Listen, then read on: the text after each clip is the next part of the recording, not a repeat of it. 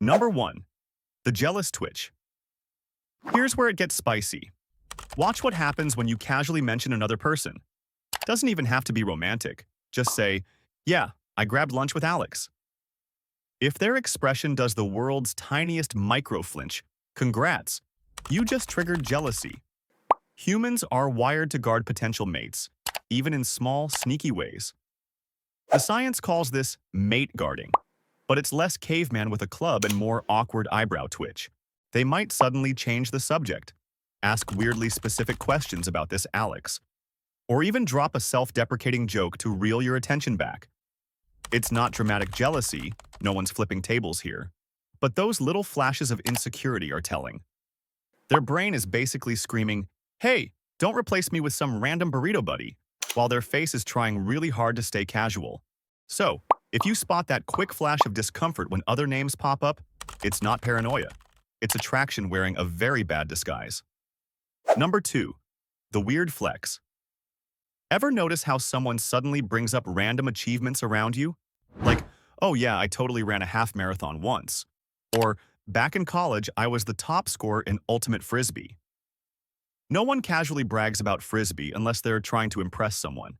This is called mate signaling. Humans do it all the time.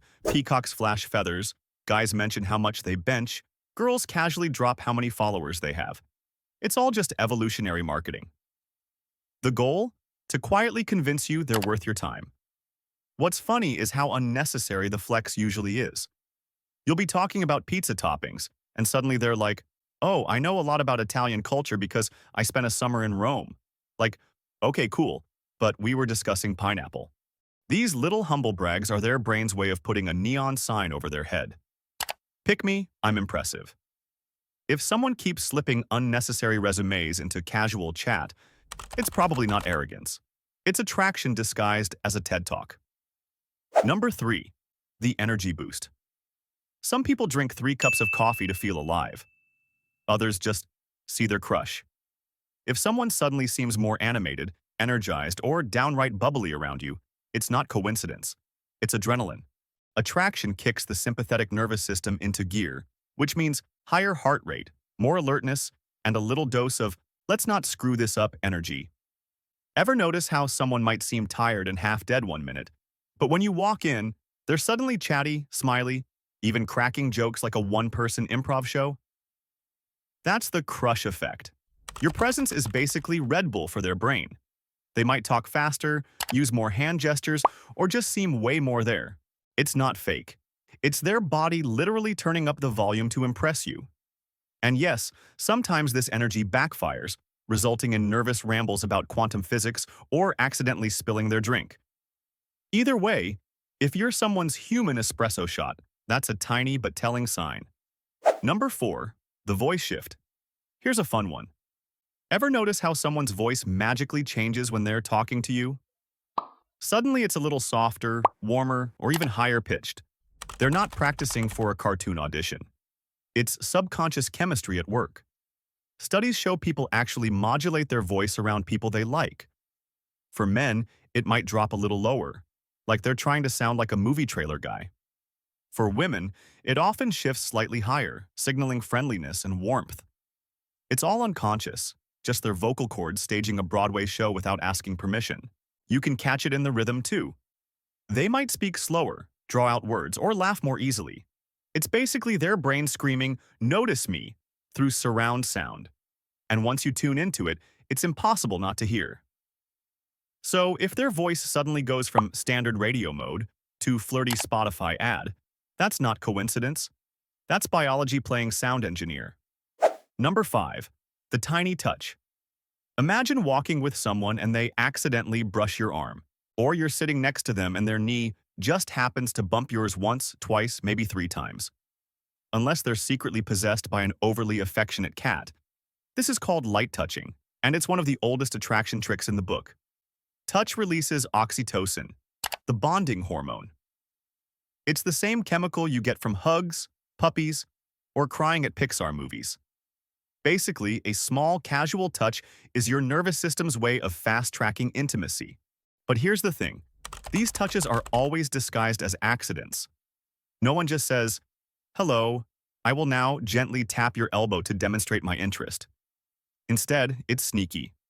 A hand on your shoulder while laughing, a brush of your sleeve, a playful shove.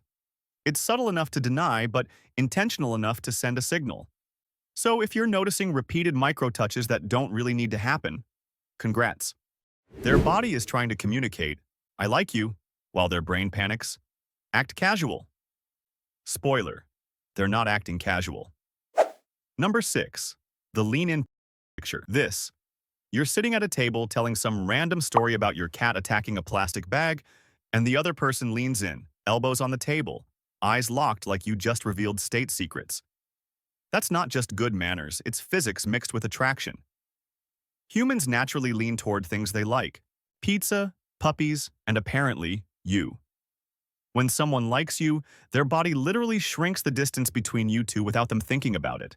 It's called proxemics, the psychology of personal space. Normally, people guard their bubble like it's a sacred force field. But if they're into you, suddenly that invisible bubble gets popped, and they're inching closer like a phone slowly sliding off a table. It's not just leaning forward either. Notice their feet pointing at you, their torso angled your way, or their chair mysteriously migrating closer over time. Their body is basically a magnet, and you're the fridge. The only difference is you're way more interesting than a pizza coupon. So, if someone seems to physically orbit around you, leaning in, facing you, creeping closer, that's not random. That's attraction with a side of bad spatial awareness. Number 7. The awkward stare.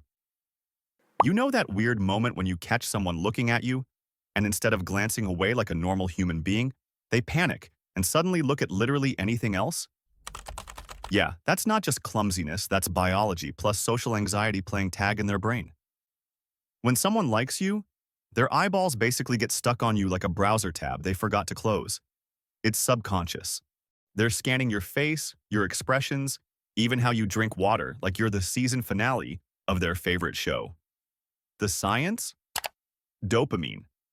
Attraction cranks up this feel-good chemical, and the brain responds by locking eyes more than usual. But since staring too long feels like a serial killer move, people overcorrect by darting their eyes away too fast. The result? You get this suspicious caught-in-the-act shuffle, like they were just deeply invested in the wall behind you. It's a micro-habit most people don't notice. But if you're catching someone's eyes more often than you catch Wi-Fi in a Starbucks, take the hint. They're interested. Or at least your face is better entertainment than their phone. Number 8. The memory upgrade. Somehow, this person remembers things you barely remember saying, like that random offhand comment about your favorite weird snack, or the fact that your dog hates mailmen. Weeks later, boom, they bring it up casually like they've been running a secret database on your life.